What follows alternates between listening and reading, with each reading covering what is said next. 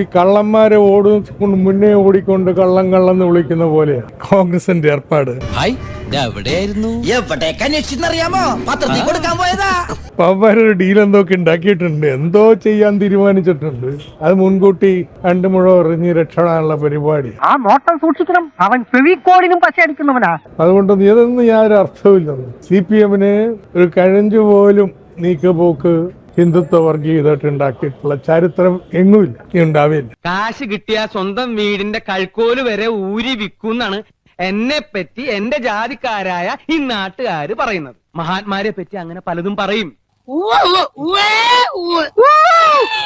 പാലക്കാട്ടെ LDF-ന്റെ സ്ഥാനാർത്ഥിത്വം അടക്കം ചൂണ്ടിക്കാട്ടിക്കൊണ്ടാണ് കോൺഗ്രസ് എന്താ അവിടെ നിന്ന് മുസ്ലിം വോട്ട് കോൺഗ്രസിന്റെ ഇങ്ങോട്ട് പോരുമെന്ന്. അപ്പൊ ഞങ്ങൾ ജയിക്കും. എത്ര മനോഹരമായ നടക്കാത്ത സ്വപ്നം. നടക്കൂടാ, നടക്കും.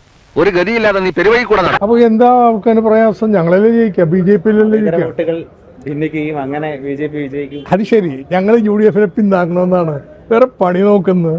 ഈ കാലചക്രത്തിന്റെ റൊട്ടേഷൻ പാറ്റേൺ ഒന്ന് വേറെ തന്നെയാ. ഞാനോ താനോ വിചാരിച്ച അത് പിടിച്ചിർത്താൻ ഒക്കുകയല്ല. വേണമെങ്കിൽ സ്പീഡ് കൂട്ടിവിടാം. ജനങ്ങൾക്ക് അംഗീകാരമുള്ള സ്ഥാനാർത്ഥികളെ കൊണ്ട് ഇങ്ങനെയൊക്കെ കോമാളി വേഷം കെട്ടി നടക്കുന്ന നടന്മാരെയൊക്കെ പിടിച്ച്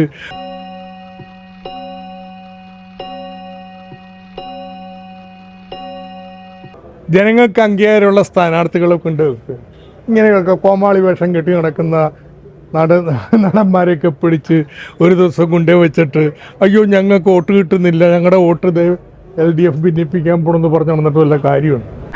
ഒന്നും ചോന്നരാ, ഒരു കാര്യം പറയട്ടെ, ഇങ്ങോട്ട് വാടാ.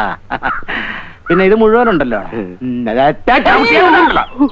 ഞാൻ ഇന്നലെ നല്ല പ്രചരണത്തിന്റെ തിരക്കിലായിരുന്നു. ഏകദേശം രാത്രി റൂമിലെത്തിയ ശേഷമാണ് അദ്ദേഹത്തെ പോലെ ഒരു സീനിയർ നേതാവ് ഇത്തരത്തിലൊരു പ്രസ്താവന നടത്തിയെന്ന് അറിഞ്ഞത്. അഭിപ്രായം അല്ല, അവർക്ക് എന്ത് തോന്നലാണ് ഉണ്ടായെന്നുള്ളത് എനിക്കറിയില്ല. അവരുടെ എല്ലാ ഇതും സിനിമാ മേഖലയിലുള്ളവരും മത്സരിച്ചിട്ടുണ്ട്. പല മാധ്യമങ്ങളിലും ഒക്കെ അങ്ങനെ പറഞ്ഞു തന്നെ ഞാൻ കേട്ടു. എല്ലാ പാർട്ടിയിലും സിനിമാ താരങ്ങളും മത്സരിച്ചിട്ടുണ്ട്, വന്നിട്ടുണ്ട്.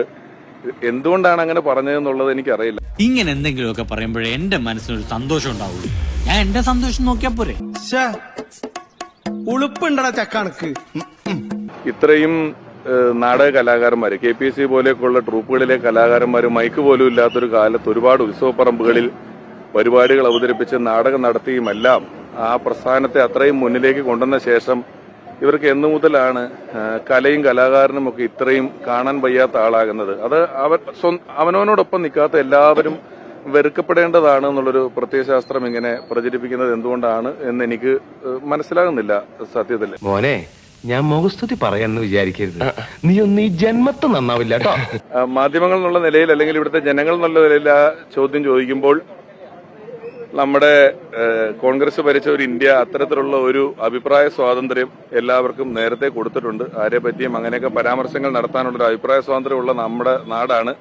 അതുകൊണ്ട് തന്നെ ആ അഭിപ്രായ സ്വാതന്ത്ര്യം ഉപയോഗിച്ച് അദ്ദേഹം അത് പറഞ്ഞോട്ടെ എന്നാണ് എനിക്ക് തോന്നുന്നത്. കുഴപ്പമൊന്നുമില്ല. തന്തയുടെ പ്രായം ഇയാളെ എങ്ങനെയാ കൈവയ്ക്കുക? ആ സ്വാതന്ത്ര്യം താങ്കൾക്കും ഉണ്ടല്ലോ തിരിച്ചത്തരത്തില്. എനിക്ക് സംസ്കാരം കൂടെ ഉണ്ട്.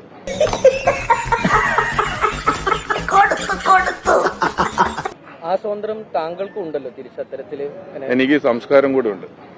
സ്വാതന്ത്ര്യം മാത്രമല്ല ഉള്ളത്. അതുകൊണ്ട് ഈ സംസ്കാരം സമരം ചെയ്താൽ കിട്ടുന്നൊരു കാര്യമല്ല. അത് എളുപ്പത്തിൽ കിട്ടൂല. കിട്ടിയാ? ഇല്ല, ചോദിച്ചു വാങ്ങിച്ചു. പോവാ. കൈവിട്ട ആയുധം, വാവിട്ട വാക്ക്, രണ്ടും തിരിച്ചെടുക്കാനാവില്ല. ഓർക്കണം, ഓർത്താൽ നന്ന്.